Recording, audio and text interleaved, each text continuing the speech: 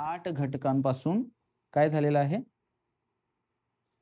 किंवा हे प्राकृतिक शक्ती आहेत, भगवंताची शक्ती आहे. आणि आपलं शरीर कशापासून बनलेलं आहे? यापैकी पंचमहाभूत आहेत की नाही याच्यात पण. म्हणजे जे शरीर बनले, 2 प्रकारचे शरीर आहेत आपले, एक स्थूल शरीर आणि सूक्ष्म शरीर. या दोन्ही घटकांचं याच्यामध्ये वर्णन आलेलं आहे किंवा उल्लेख आलेला आहे. ते पंचमहाभूत, 5 भूत आपल्या पाठीमागे आहेत, असं गुरु महाराज म्हणत होते प्रवचनामध्ये. तर हे 5 घटक आणि मन, बुद्धी, अहंकार, आणि ह्या भगवंताची शक्ती आहे सगळं. आणि भौतिक शक्ती, ह्याला सगळ्याला काय म्हटलेलं आहे? प्रकृती. आणि मग प्रकृती क्रियमान आणि गुणे कर्मानी सर्वशः. आणि मग त्या प्रकृतीच्या मुळे आपण 3 गुणामध्ये अडकतो. परत हे एकमेकावरती डिपेंड आहेत सगळ्या गोष्टी. आणि ही जी भगवंताची शक्ती, ही एक शक्ती आहे. आणि दुसरी पण भगवंताची शक्ती आहे. तर भगवान श्रीकृष्ण स्वतः काही कुठली गोष्ट करत नाहीत. ते काय करतात? स्वतःला विस्तारित रूपामध्ये शक्ती आहेत भगवंताच्या वेगवेगळ्या. पराश्य शक्तीर विविधैव श्रूयते स्वाभाविकी ज्ञान बल क्रियाच. तर वेगवेगळ्या शक्ती आहेत. संवित, त्यानंतर अशा 3 प्रकारच्या शक्ती सांगितल्या. संवित, ल्हादिनी, संवित आणि अजून एक काहीतरी नाव आठवे ना मग. तर त्यामध्ये एक शक्ती आपण ही जीव तटस्थ शक्ती आहे.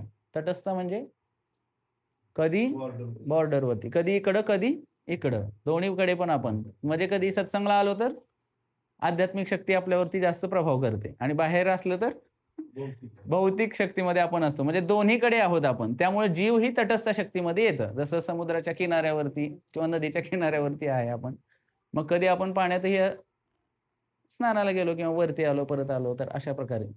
तर जीव तटस्थ शक्तीमध्ये येतो. आणि तर त्या जीवाने ठरवलं, पूर्णतः आश्रय घेतला, तर तो पूर्णतः अंतरंग शक्तीचाच भाग. प्राणी सुद्धा, मनुष्य जीवाचंच काही नाही,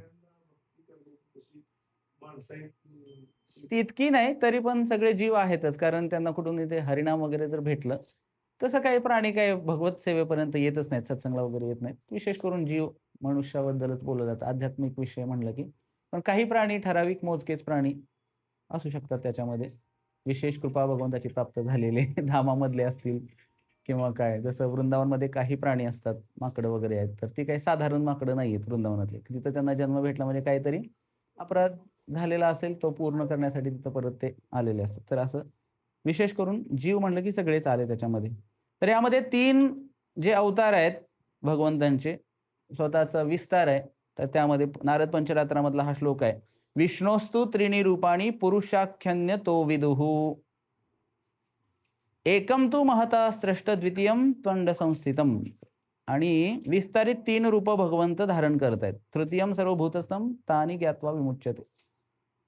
तर कशा प्रकारे ह्याचं वर्णन आहे श्लोकामध्ये. एकम तू महता म्हणजे श्रीकृष्ण आहेत, आणि एकम तू महता म्हणजे त्यांनी एक पहिलं रूप जे धारण करतात, महाविष्णूचं रूप धारण करतात, आणि त्यांच्यापासून काय येतं?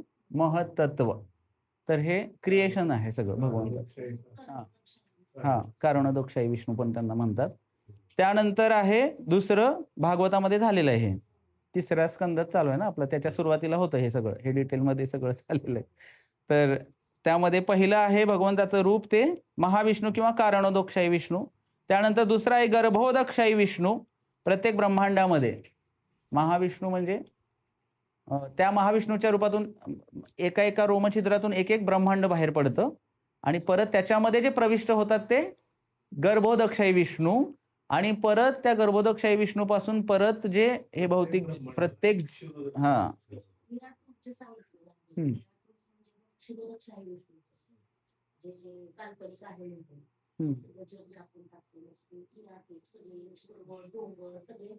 ते हेच क्षीरोदकशाही विष्णू. कारण इथं जे विस्तार होत तिथपर्यंत आलेलं आहे, ते विराट रूप त्याच रूपामध्ये येत आहे. तर हे 3 रूप आहेत. आणि तिसरं जे रूप क्षीरोदकशाही, म्हणजे आपल्या परमात्मा रूपामध्ये जे भगवंत आहेत आपल्या हृदयात, त्याला म्हणायचं क्षीरोदकशाही विष्णू. आणि अनेक शक्तीपैकी एक शक्तीची अस्थायी अभिव्यक्ती म्हणजे हे भौतिक जगत. अस्थायी म्हणलेलं याला, स्थायी नाही. स्थायी म्हणजे शाश्वत, नाही, ह्याचा पण प्रलय होत आहे. एक दिवस ह्याचा सृष्टी, स्थिती, लय. तर ह्या 3 लय होतं याचा म्हणून अस्थायी म्हणलेलं आहे. आणि या भौतिक प्रकृतीतील सर्व कार्यांचे मार्गदर्शन या 3 विष्णू रूपाद्वारे केले जाते. त्यांना अवतार असे म्हणतात. पुरुषावतार विशेष. पुरुषांना अवतार म्हणलेलं आहे असं या ठिकाणी पुरुष अवतार आहेत हे. भगवंताचे वेगवेगळे अवतार आहेत. पुरुष अवतार, युग अवतार, मन्वंतर अवतार, साहित्यिक अवतार असे वेगवेगळ्या प्रकारचे अवतार. तर स्त्री अवतार, प्रकृतीला अवतार नाही म्हणता येत. भगवंताची शक्ती आहे ती. तर प्रकृती म्हणलं की एकच पुरुष आहेत भगवंत आणि ती स्त्री अवतार स्त्री म्हणू शकता. प्रकृती पूर्ण प्रकृती स्त्रीच आहे. आणि पुढे म्हणलेलं एक सामान्यपणे भगवत तत्व ज्ञात नसलेल्या मनुष्याला, ज्यांना माहिती नाही त्यांना काय वाटतं, हे जग कशासाठी बनवलंय भगवंताने? आमच्या भोग करण्यासाठी. पण ज्यांना माहिती आहे, ज्यांना हे तत्वतः समजलेलं आहे, त्या व्यक्तींना माहिती आहे की भगवंतांनी जग कशासाठी बनवलं. कशासाठी बनवलं? परत भगवत धामात घेण्यासाठी. आपल्यासारख्या भटकलेल्या जीवात्म्यांना त्या जीवाची इच्छा असते. जसं उदाहरण, फिक्सच उदाहरण असतं आपलं यावेळी देण्यासाठी. जसं एखादी मुलगी आहे आणि आई स्वयंपाक करताना काय करते, की त्या मुलीलाही वाटतं, लहान मुलीला वाटतं मला पण स्वयंपाक करायचा आहे. मग ती आईला काय म्हणते, मला पण भांडी पाहिजेत. मग आई काय करते, बाजारातून सेट आणून देते, ही तुझी भांडी, आणि तिला थोडा कणकीचा गोळा द्यायचा आणि ते खेळ. आणि मग ती करते आणि केल्यानंतर तिची भूक स्वतःहून भागते का हो त्याच्यामुळे? तिनं स्वतः केलेल्या खेळातल्या भांड्यामध्ये तिने स्वयंपाक केलेला असतो आणि जेव्हा तिला खरी भूक लागते तेव्हा ती परत कोणाकडे येते? आईकडे येते. आईला म्हणते मला भूक लागली. मग जीव पण इथं आल्यानंतर काय होतंय, भोग घेण्याचा प्रयत्न करतो, पण त्याला भोग घेता येत नाही कारण तो स्वतः उपभोगी आहे. पण त्या जीवाला काय वाटतंय, मीच भोगी आहे. भोगी कोण आहेत? भगवंत आहेत. भगवान श्रीकृष्ण हे भोगी आहेत. भोक्तारम यज्ञ तपसाम सर्व लोक महेश्वरम सुहृदम सर्वभूतानां ज्ञात्वा माम शांती मृच्छती. पण बाहेरच्या लोकांना काय वाटतं, ज्यांना ज्ञातच नाही, अज्ञानात असलेल्या लोकांना वाटतं की हे सगळं भोगण्यासाठीच आहे. जग हे सगळं भोगण्यासाठीच आहे. आणि मग इतकं भोग आणि भोगाने काय होतात, रोग, गुरु महाराज म्हणतात. आणि मग 5 स्टार हॉटेलमध्ये लोक जाऊन परत ते 5 स्टार हॉस्पिटलमध्ये ट्रान्सफर करावं लागतं असं सांगतात महाराज. आणि पुढे म्हणलेलं की हा नास्तिकांचा निष्कर्ष खोटा आहे की भोगासाठी नाही आहे. तर भगवंत म्हणतात की प्राकृत सृष्टीचे घटक म्हणजे भगवंताच्या विभाजित शक्ती आहेत आणि ह्या भगवंताच्या अशा अनेक शक्ती आहेत भगवंतांच्या. आणि निर्विशेषवाद्यांचे लक्ष असणारी ब्रह्मज्योती सुद्धा चिदाकाशात अभिव्यक्त झालेली आध्यात्मिक शक्ती आहे. म्हणजे ही तात्पुरतीच आहे. निर्विशेषवादी ज्या ठिकाणी जाणार आहेत त्यांचं जे लक्ष आहे ते भगवंताचीच शक्ती आहे. ब्रह्मज्योतीमध्ये सगळं काही भगवंताचंच आहे. 10वा अध्याय जर तुम्ही वाचलात तर त्यामध्ये तुम्हाला समजून येईल की सगळं काही. मग कधी कधी आपण काहीच करत नाही आहोत, हे पण तितकंच सत्य आहे. जो आत्मा आपण म्हणतो ना कार्य आत्म्याद्वारे केलं जाते, कार्य आत्म्याद्वारे पण नाही केलं जात. एक वेळ 13व्या अध्यायामध्ये आपल्याला ते कळायला, क्षेत्रज्ञ विभाग योग त्यामध्ये समजेल. कधी कधी आपल्याला वाटतं की आम्ही करता आहोत का, मग आत्मा कार्य करतो. इतकं त्याच्यामध्ये सांगितलंय 13व्या अध्यायामध्ये पण, की कशा प्रकारे आत्मा सुद्धा कुठल्या कार्याला हे करत नाही. मग परत आपण म्हणत असतो की स्वतः स्वेच्छेने आपण हे करतोय किंवा हे. तर सगळं काही कोणाच्या ह्याच्यामुळे होतंय, भगवान श्रीकृष्णांच्याच ह्याच्यामुळे. कारण बघा आता काही जीवन ज्यांची श्रद्धा असते किंवा जे सत्संगला येतात त्या जीवाची थोडीफार इच्छा असेल, पण ते तिथपर्यंत त्याला आणण्याचं कार्य भगवंत करतायत. आणि आता ठीक आहे, आणि जरी सत्संगला एखादा आला तरी तिथून पुढे जाण्याचं हे त्याच्यावरती पण डिपेंड करते आणि भगवंतांच्या कृपेवरती पण डिपेंड करते की नाही. सगळ्या गोष्टी स्वतःहूनच केल्याने होत आहेत असं नाही बऱ्याच वेळेला. तर या ठिकाणी सांगितलेलं आहे की निर्विशेषवाद म्हणजे विशेष असं काहीच नाही. निर्विशेष म्हणजे निराकारवाद किंवा विशेष असं काहीच नाही. त्या भगवंतामध्ये पण काही विशेष नाही असं लोक समजतात. Nothing special. आणि काही लोक भगवंतांना काय समजतात, निराकारवाद, निराकारी पण समजतात. जसं मग शंकराचार्य मायावादी, शंकराचार्य ते मायावादाचे स्वतः शंकरांचे अवतार. परवाच गुरु महाराज सांगत होते ते पंढरपूरला आले आणि पांडुरंगाचं दर्शन केलं आणि भगवंताची विशेष कृपा त्यांना प्राप्त झाली म्हणले महाराज. काय विशेष कृपा प्राप्त झाली? तर भगवंतांचा साक्षात्कार झाला त्यांना आणि त्यांनी लिहिलं पांडुरंग अष्टकम.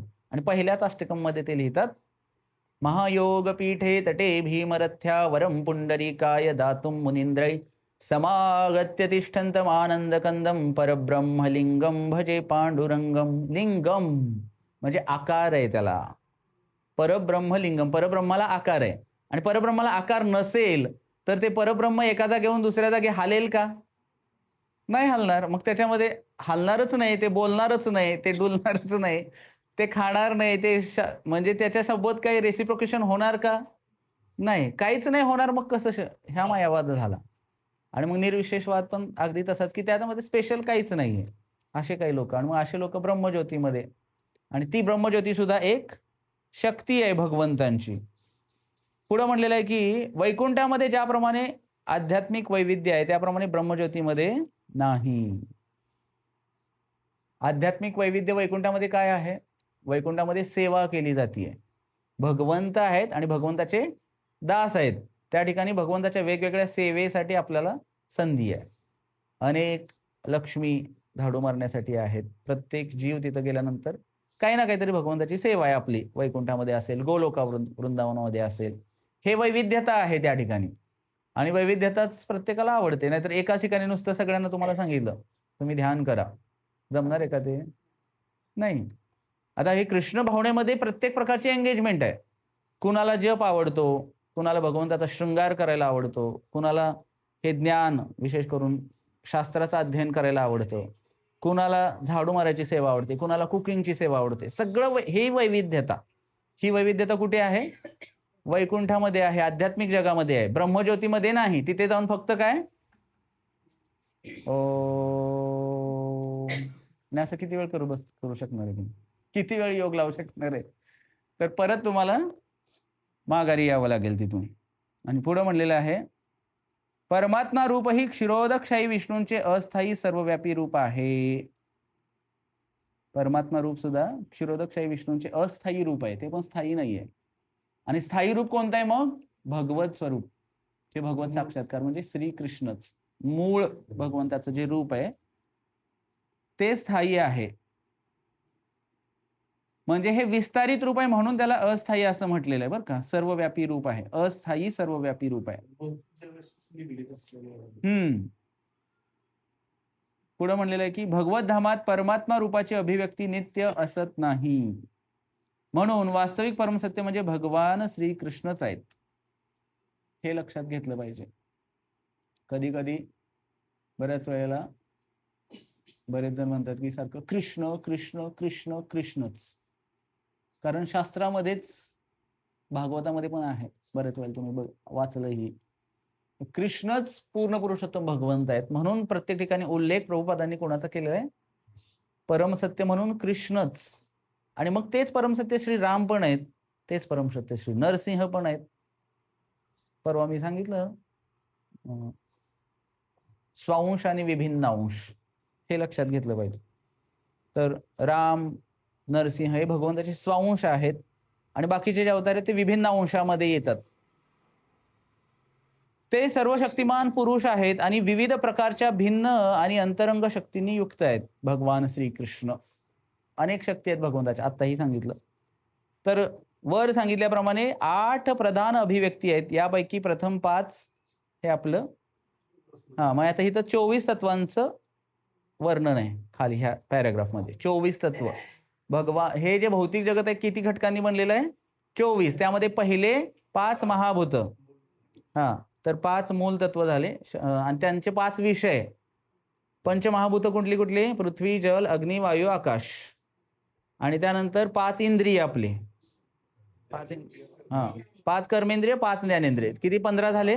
आणि त्यांचे त्या कर्मेंद्रिय ज्ञानेंद्रियाचे 5 विषय 20. त्यानंतर तेच की ते विषय सूक्ष्म स्वरूपात तर. आणि त्यानंतर 3 मन, बुद्धी, अहंकार. 20 आणि हे 3 ते 20 आणि एक मन बुद्धी अहंकार म्हणजेच काय झालं? कशाचं स्वरूप आहे ते? आत्मा. आणि एक शेवटचा परमात्मा.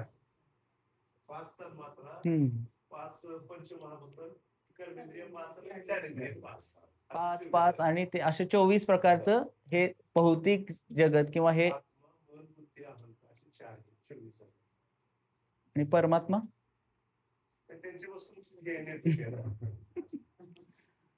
तर आत्मा आणि परमात्मा, तर त्याच्यामध्ये हे 24 घटक या भौतिक जगतापासून, हे भौतिक जगत बनलेलं आहे 24 घटकापासून.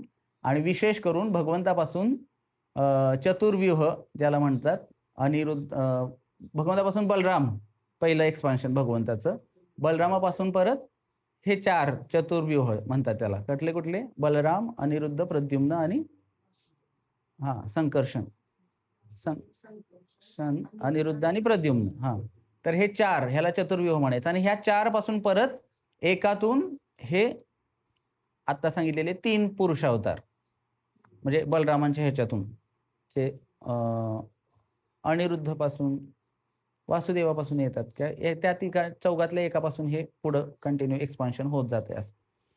तर आणि मग शेवटी शिरोदक्षाई विष्णूपर्यंत ते परमात्मा रूपामध्ये स्थित आहेत. अशा प्रकारचं हे. आणि मग इथे सांगितले, मी आणि माझे हा सांसारिक जीवनाचा मूलाधार आहे, हा मिथ्या अहंकार आहे. आणि ही 24 तत्वे म्हणजे नास्तिक सांख्य तत्वज्ञानाची विषयवस्तू आहे. मूलतः ही सर्व तत्वे म्हणजे भगवान श्रीकृष्णांच्या शक्तीच्या उपशाखा आहेत आणि त्यांच्यापासून भिन्न होतात. परंतु अल्पसंख्य तत्वज्ञानांना श्रीकृष्ण हेच सर्व कारणांचे कारण आहेत हे ज्ञात नसते. भगवद्गीतेत सांगितल्याप्रमाणे सांख्य तत्वज्ञानाचा विवेचनाचा विषय म्हणजे भगवान श्रीकृष्णांच्या केवळ बहिरंगा शक्तीची अभिव्यक्ती होय, हे सांख्य तत्वज्ञान काही जण सांगत असतात. आणि मग त्यांना हे माहित नसतं की हे जे 24 तत्व आहेत ती भगवंतांपासूनच आलेली आहेत.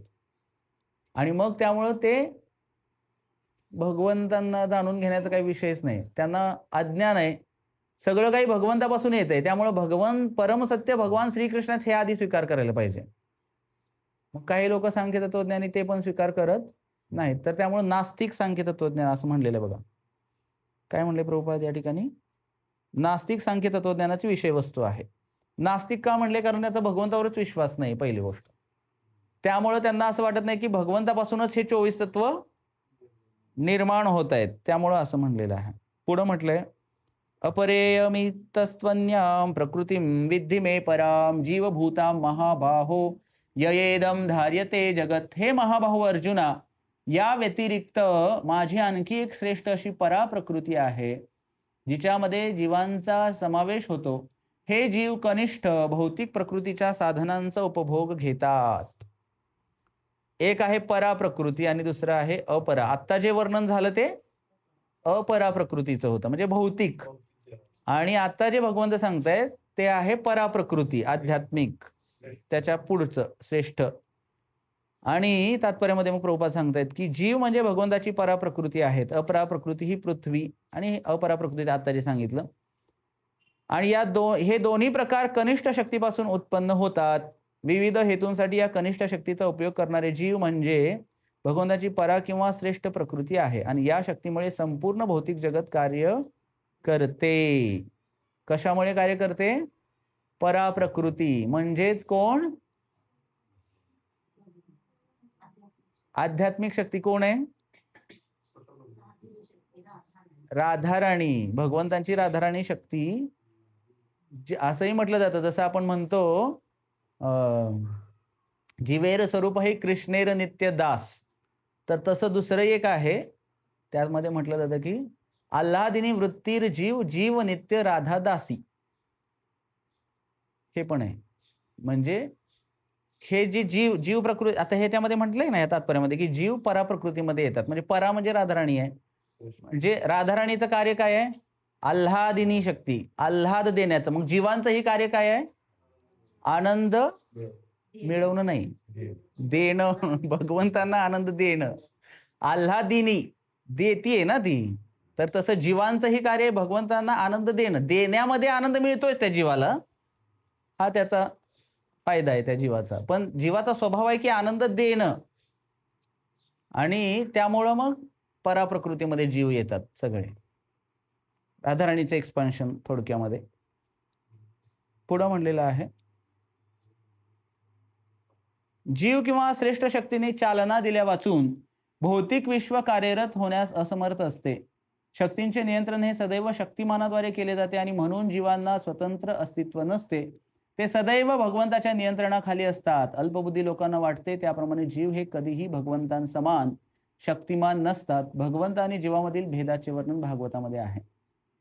अपरिमिता ध्रुवास्तनुभृतो यदि सर्वगता तर्हि न शास्यतेति नियमो ध्रुवनेतरथा अजनी च यन्मयं तद्विमुच्य नियंतृ भवेत् समं नुजानतां यदमतं मतदुष्टतया. हे भगवंत, जर देहधारी जीवही तुमच्याप्रमाणेच शाश्वत आणि सर्वव्यापी असते तर हे तुमच्या नियंत्रणाखाली राहिले नसते. आपण सगळेजण नियंत्रणाखाली आहोत की नाही? वाटत जरी नसलं किंवा आम्हाला राहायचं जरी नसलं नियंत्रणाखाली, तरी सुद्धा आम्ही नियंत्रणाखालीच आहोत शेवटपर्यंत. पण हे आम्हाला अज्ञानामुळे समजत नाही. परंतु जीव तुमच्या सूक्ष्म शक्ती आहेत असे जर मान्य केले तर तुमच्या श्रेष्ठ नियंत्रणाखाली असल्याचे तत्काळ सिद्ध होते. म्हणून यथार्थ मुक्ती म्हणजे जीवांनी तुमच्या अधिपत्याला शरण जाणे होय. जो शरण गेला तो इथं असल्यानंतर सुद्धा मुक्तच आहे. जो भगवंताला शरण गेला त्याच्यासाठी मुक्ती म्हणजे काय मेल्यानंतरच प्राप्त होते अशी गोष्ट नाहीये. जे संन्यासी आहेत, जे भगवंताला इथं या भौतिक जगामध्ये असताना सुद्धा शरण गेलेले आहेत, ते जीव कसे आहेत? सगळे मुक्तच आहेत. जे भक्त आहेत ते मुक्तच आहेत. त्यामुळे भक्त बनायला पाहिजे. आणि हे दिसून पण येतं बऱ्याच वेळेला. आणि पुढे काय म्हणले मग? शरणागतीमुळेच, आणि या शरणागतीमुळेच जीव सुखी होऊ शकतात. आम्ही तेने सुखी म्हणा विठ्ठल विठ्ठल मुखी. आणि विठ्ठल विठ्ठल म्हणण्यासाठी शरणागतीची आवश्यकता आहे. साधारण कोणीही म्हणू शकत नाही, अहो देवाचं नाव घ्या, देवाचं नाव घ्या. घेत नाहीत लोक. बाकीच्या देवतांची नावं घेतील. बरेच लोक परवा माताजी सांगत होत्या की कृष्णाचं नाव घ्या म्हणलं तर तिथं कोण कृष्णाचं घ्यायचं म्हणलं, बाकी सगळे देवांची नावं घेतली म्हणले त्या.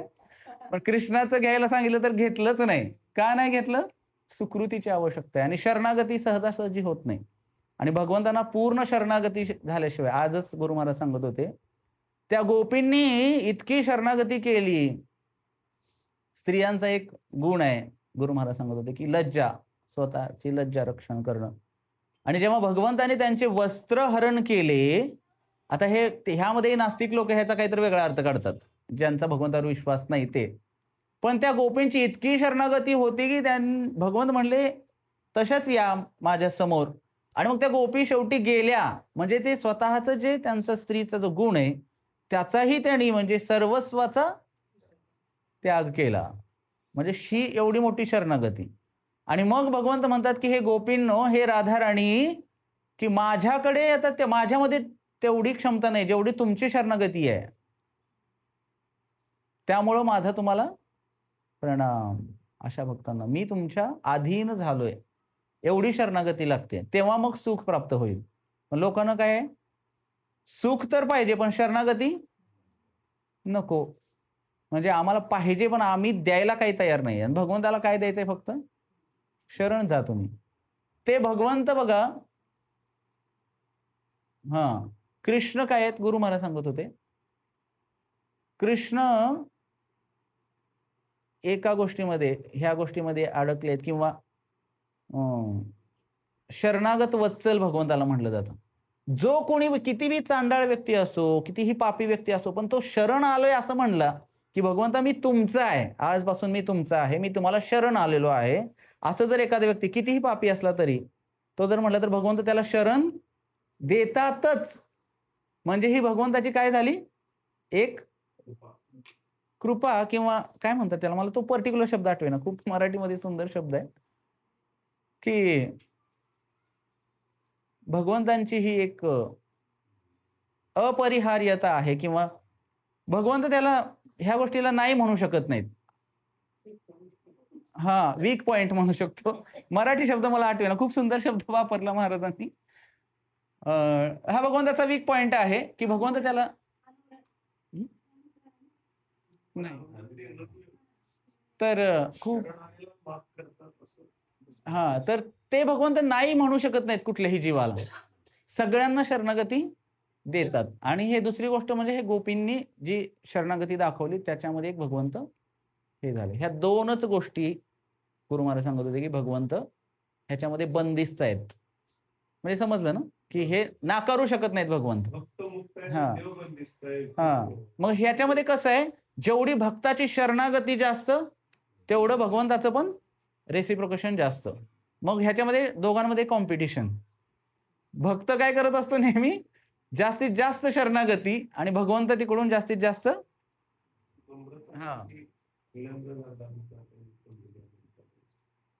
तर त्यामध्ये ही हेल्दी कॉम्पिटिशन आहे की जेवढी जास्त शरणागती तेवढं जास्त कृपा आणि तेवढं जास्त भगवंत त्याच्यासोबत सुख त्या भक्ताला जेवढं जास्त येणार आहे.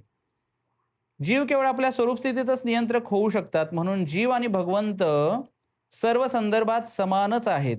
या अद्वैतवादाचा पुरस्कार करणारे अल्पज्ञानी लोक हे चुकीच्या आणि दुष्ट मताने प्रभावित झालेले असतात. काही काही जण म्हणतात अद्वैत म्हणजे दोन नाही एकच, दोन नाही एकच. एकच आहे का? जीव जीवच आहे. जीव कधीही भगवंत होऊ शकत नाही, हे लक्षात घेतलं पाहिजे. आणि म्हणून चारच प्रकारच्या मुक्ती. पाचवी मुक्ती नाही, वैष्णव तर त्याला स्वीकार करत नाहीत. पाचवी मुक्ती कोणती? सायुज्य. त्यामध्ये आम्ही भगवंतामध्ये विलीन, असे वैष्णव कधीही ते इच्छित नाहीत. तर त्यामुळे जे अद्वैतवादाचा पुरस्कार प्रभुपाद सांगतात की हे चुकीचं आहे, दुष्ट मत आहे. कारण मग त्याच्यामध्ये कुठेतरी इंद्रिय तृप्तीची इच्छा झाली. आम्हाला भगवंत व्हायचंय म्हणजे आम्हाला भोग घ्यायचा आहे, तर ही इच्छा होते. मग ही इच्छा चुकीची आहे. भगवान श्रीकृष्ण केवळ नियंत्रक आहेत आणि त्यांच्या नियंत्रणाखाली आपण राहिलं पाहिजे. आणि पुढे सांगितलेलं आहे की पराशक्तीला आपल्या वास्तविक आध्यात्मिक मन आणि बुद्धीचे विस्मरण होते. असे विस्मरण त्याला जड तत्वाच्या प्रभावामुळे होते. विस्मरण झालेलंच आहे की मग या जगात आल्यानंतरच विस्मरण होत आहे. जन्म घेईपर्यंत विस्मरण नाही होत, आईच्या गर्भात पण विस्मरण नाही होत बऱ्याच वेळेला. म्हणून तर शुकदेव गोस्वामी आत असतानाच म्हणाले भगवंतांना, बाहेर येणारच नाही मी, कारण बाहेर आलं की विस्मरण होणार आहे हे मला माहिती आहे. भगवंत म्हणले आशीर्वाद देतो पण बाहेर ये बाबा, इथला नियम काही मोडता येणार नाही, असं करता येणार नाही. तरी सुद्धा किती वर्ष राहिले? 14 वर्ष आईच्या गर्भामध्येच राहिले, पण भगवंतांचा आशीर्वाद घेऊनच बाहेर आले. आशीर्वाद की मला मायेमध्ये मम माया दुरत्यया, पुढे येणार आहे ते. आणि पुढच्या श्लोका मग त्यामुळं जड पदार्थ आहे, मी त्या अहंकाराला वाटते मी एक जड पदार्थ आहे आणि सर्व भौतिक लाभ माझे आहेत. परमेश्वराशी एकरूप होण्याच्या संकल्पनेसहित जेव्हा जीव अन्य सर्व प्रकारच्या भौतिक संकल्पनातून मुक्त होतो तेव्हा त्याला आपल्या स्वरूपस्थितीचा साक्षात्कार होतो. म्हणून मनुष्य या निष्कर्षाप्रत येऊ शकतो की गीतेनुसार जीव हे श्रीकृष्णांच्या अनेक शक्तींपैकी एक शक्ती आहेत. ही शक्ती भौतिक दोषातून मुक्त झाल्यानंतर पूर्णपणे कृष्ण भावनाभावित किंवा मुक्त होते. पूर्ण मुक्ती काय आहे? या भौतिक दोषातून मुक्त. कुठले कुठले भौतिक दोष आहेत? काम, क्रोध, लोभ, मद, मोह, मात्सर्य, आणि शेवटी सगळ्यात कुठला असेल तर तो मिथ्या अहंकार, की आय एम द बॉस, किंवा मी हे शरीर आहे, किंवा हे ते तर मोठ्या लेवलला झाले, पण शेवटी मिथ्या अहंकार राहतो तो की मी अहम ब्रह्मास्मी किंवा मीच भगवंत आहे. आणि मग तो कुठेतरी सोडावा लागेल आणि तो जोपर्यंत सुटत नाही तोपर्यंत मुक्ती होता येत नाही, मुक्त होता येत नाही त्या जीवाला. म्हणून गीतेनुसार प्रभुपाद सांगितले की जीव अनंत शक्तीपैकी एक आहेत. भगवंताच्या अनंत शक्ती, त्यामध्ये जीव एक शक्ती आहे भगवंताची, आणि ती म्हणजे तटस्थ शक्तीमध्ये आपण येतो. पुढे सांगितलेलं आहे एतद्योनीनि भूतानि सर्वाणि इति उपधारय अहम कृष्णस्य जगतः प्रभवः प्रलयस्तथा. सर्व सृष्ट प्राणीमात्रांचा उगम या दोन शक्तींमध्ये होतो. या जगतामध्ये जे काही भौतिक आणि आध्यात्मिक आहे त्यांचा उत्पत्ती करता आणि प्रलय करता ही मीच आहे, हे निश्चितपणे जाण. नित्यो नित्यानाम तात्पर्यामध्ये प्रभुपाद सांगत आहेत नित्यो नित्यानाम चेतश्चेतनानाम, म्हणजे भगवंत कसे आहेत? नित्य आहेत. सर्वामध्ये जीवाजीवामध्ये आहेत. सगळीकडे चैतन्याच्या रूपामध्ये भगवंत आहेत. पण जीव एका ठिकाणी, एकाच ठिकाणी आहे जीव. आता तुम्ही इथं बसलाय, तुमच्या घरी बसलाय का? पण भगवंत इथं पण आहेत, त्या अल्टरमध्ये, त्या फोटोमध्ये आहेत, आपल्या हृदयातही आहेत, घरी पण आहेत, मंदिरात पण आहेत. सगळ्या चराचरामध्ये सर्वव्यापी आहेत. नित्यो नित्यानाम आणि नित्य आहेत. पण जीव पण नित्य आहे, पण तो सर्वत्र नाहीये. नित्य आहे पण सर्वव्यापी नाही, हे लक्षात घेतलं पाहिजे. अस्तित्वातील प्रत्येक वस्तू म्हणजे जड आणि चेतन तत्वाची निर्मिती आहे. मग आपण जड आहोत की चेतन आहोत सांगा आता?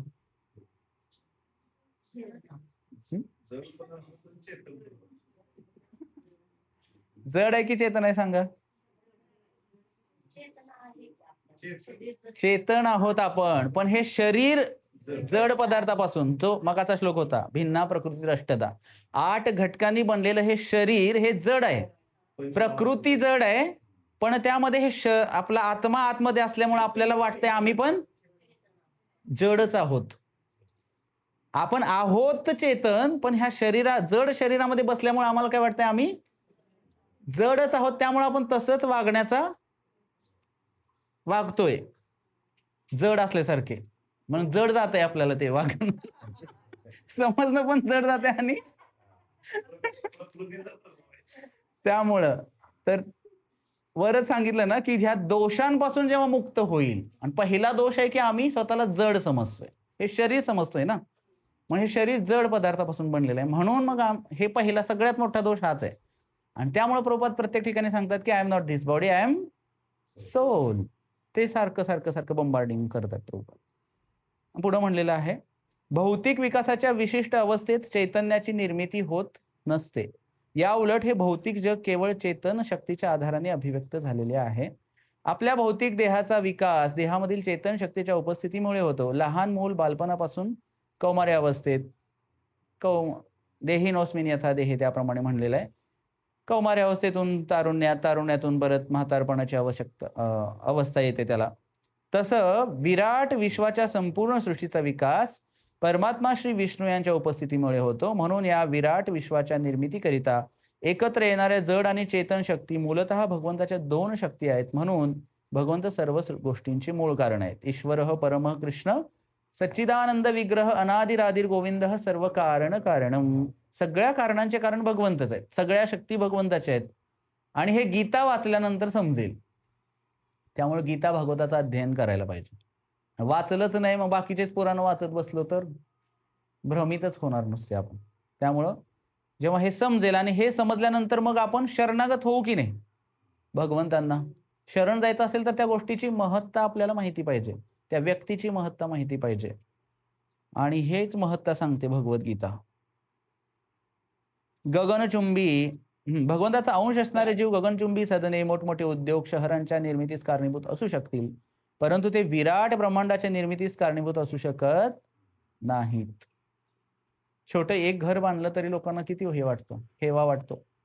प्रभूजी एवढा खर्च झाला, एवढं मोठं घर. आणि आयुष्यात येऊन करतातच काय लोक, घर बांधायचं. तेवढं एकच कार्य मोठं सगळ्यात, आणि मुलं बाळ उत्पन्न करणं, लग्न करणं त्यांचं. तेवढ्यात आयुष्य, तेवढाच संसार होतो, आणि तेवढंच किती मोठं वाटतं, तेच महत्वाचं आहे असं वाटतं बऱ्याच जणांना. मग त्याच्याही पुढे जाऊन काय आहे, भगवंतांना प्राप्त करणं, भगवंताविषयीचं ज्ञान होणं, हे जास्त महत्वाचं आहे. आणि मग त्या ठिकाणी प्रभुपाद सांगतात की काही जण हे घर मोठमोठे उद्योग करू शकतील, आणि परंतु ब्रह्मांड निर्मिती कोणी करू शकत नाही. तर ह्याच्यामध्ये येईल आपला अजून देवहूती वगैरे कर्दम मुनींचा प्रसंग नाही आला ना, येईल आता पुढच्या ह्याच्यामध्ये. तर त्या कर्दम मुनींनी सुद्धा, किंवा विश्वामित्र मुनींनी सेपरेट हे केलं होतं. कशामध्ये? हा येणार आहे ते पुढं. हा, पण ते सांख्य वेगळं आहे आणि हे सांख्य वेगळं आहे. कर्दम मुनींनी जे सांगितलं, आणि इथं जे प्रभुपाद सांगतायत ते नास्तिक सांख्य तत्वज्ञान. कारण हे जे आता जे सांगणार ना, देवहूती कपिला मुनींचं सांख्यशास्त्र, ते भक्तिवर्धक आहे. तर 2 सांख्य आहेत, आणि हे जे आहे ते नास्तिकवाद्यांचं सांख्यशास्त्र ते वेगळं आहे, कारण ते भगवंताला मान्यच करत नाहीत पहिली गोष्ट. आणि कपिल मुनी जे देवहूतीला सांगणार आहेत किंवा तर ते सांख्यशास्त्र भक्तिवर्धक आहे, ते आस्तिक आहे. तर काय सांगत होतो मी? तर विश्वामित्र मुनींनी सुद्धा काय केलं होतं, सेपरेट हे तयार केलं होतं माहिती आहे, स्वर्ग काय काय तयार केलं होतं, रामायणामध्ये स्टोरी येते, कारण त्यांना ब्रह्मर्षी बनायचं होतं. माहिती आहे तुम्हाला हे विश्वामित्र मुनींनी? तर त्यांनी पण ते प्रयत्न केला, पण सेपरेट काय करू शकत नाही, शेवटी त्यांना ते व्हावं लागलं. मग त्रिशंकू तेच. तर त्यांनी सेपरेट हे निर्माण केलं होतं की त्यामध्ये ते स्वतः ब्रह्मर्षी असेल, असं मला पूर्ण आता ती कथा आठवेना. तर त्या कर्दम मुनींनी सुद्धा त्यांच्या पत्नीसाठी एक असं विमान बनवलं होतं, की देवहूतीने एवढी सेवा केल्यानंतर इतकी सेवा केली तिनं, जटा झाल्या होत्या केसांच्या, आणि शेवटची इच्छा होती की मला पुत्रप्राप्ती पाहिजे. मग 9 मुली झाल्यानंतर मुलासाठी, आणि मग ते मुलगा म्हणजे भगवंतच साक्षात अवतार घेतले त्यांच्या पोटी. आणि मग त्यावेळेस त्यांनी असं विमान बनवलं की सगळीकडे ते विमान फिरत होतं, आणि सगळ्या गोष्टी, सगळे जे विषय भोग वगैरे, म्हणजे इंद्रियांसाठी जे आवश्यक भोग आहे सगळं त्या ठिकाणी होतं, पण त्याच्यामध्ये त्यांची आसक्ती नव्हती कर्दम मुनींची. केवळ आणि केवळ तिनं जी सेवा केली त्या सेवेचं हे देण्यासाठी त्यांनी बनवलेलं होतं. तर कधी कधी तेवढं तिथपर्यंत. आता कपिल मुनी पण काही साधारण नव्हते. कपिल मुनी कर्दम मुनींनी बनवलेलं, कपिल मुनींचे वडील. तर असं काहीतरी, जेवढी सिद्धी असेल तेवढं पण ब्रह्मांड कोणीही बनवू शकत नाही, ते प्रभुपाद सांगतायत या ठिकाणी. भगवान श्रीकृष्ण हे सूक्ष्म जीव आणि परमात्म्याचे कारण आहेत, म्हणून ते सर्व कारणांचे कारण आहेत, याला कठोपनिषदात पुष्टी दिलेली आहे. तो श्लोक सांगितला. आणि आता हा शेवटचा श्लोक आजचा. मत्तः परतरम नान्यत् किंचित अस्ति धनंजया मयी सर्वमिदं प्रोतम सूत्रे मणिगणा इव. फार महत्वाचा श्लोक आहे.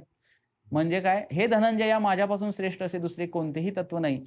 दोऱ्यात ओवलेल्या मण्यांप्रमाणे सर्व काही माझ्यामध्ये आश्रित आहे. मणी दिसतात पण दोरा दिसत नाही, पण प्रत्येकाच्या पाठीमागं दोराच कार्य करतो. पतंग कितीही वर गेला तर दोरा हे झाला की त्यामुळं जोपर्यंत आपली जय जगन्नाथ मेरी डोरी तेरे हात, म्हणजे आपली डोरी जोपर्यंत भगवंताच्या हातात आहे तोपर्यंत आपण कितीही उड्या मारू शकतो, पण एकदा का दोरी ही झाली की निसटलं. शेवटची उडी म्हणतायत प्रभू. तर तसं आहे. तर बघा, ह्याचं तात्पर्य तितकंच महत्वाचं आहे. यामध्ये म्हणलेलं आहे, परमसत्य साकार आहे की निराकार, या विषयावर नेहमीच वाद घातला जातो. भगवद्गीतेनुसार परमसत्य म्हणजे भगवान श्रीकृष्ण आहेत, आणि याला गीतेत पदोपदी पुष्टी मिळाली आहे.